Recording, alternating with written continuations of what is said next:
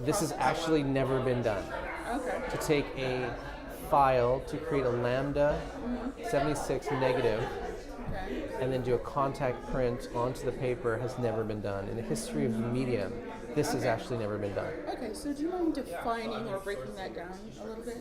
Like That was pretty big. the The Lambda is a, Yeah. is a machine. It's a massive, it feels like the size of half of a football field. Okay. It creates either a positive or a negative output based on the type of film that you're using.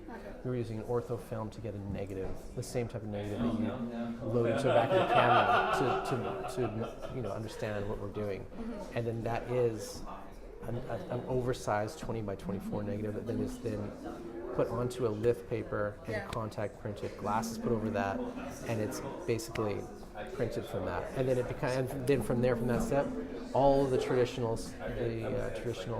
steps of darkroom photography: the developer, the stop, the fix, the stop, and those paths, and then toning as well. So the lith paper is lithograph or photography, or what is that? It's art. It's the Hanamuel Art 300, which is a very heavy photo rag. You can see it if you look at the prints. There's a lot of texture to the work itself and the images that are noticeable for the viewer and the buyer. Lith photography is it's got its own market. There's a lot of people that love it. I'm a big fan myself. So it already has the emulsion and all It's the got a silver. It's got a chemicals silver emulsion already built into the paper itself, and as it's the negatives that we're creating, and that's how these things work. Yeah. There's the relationship between the darkroom, the art, and the darkroom printer as well. Well, the solarize is really just. I mean, you can see on the images that there's a positive and negative elements to each one of the images.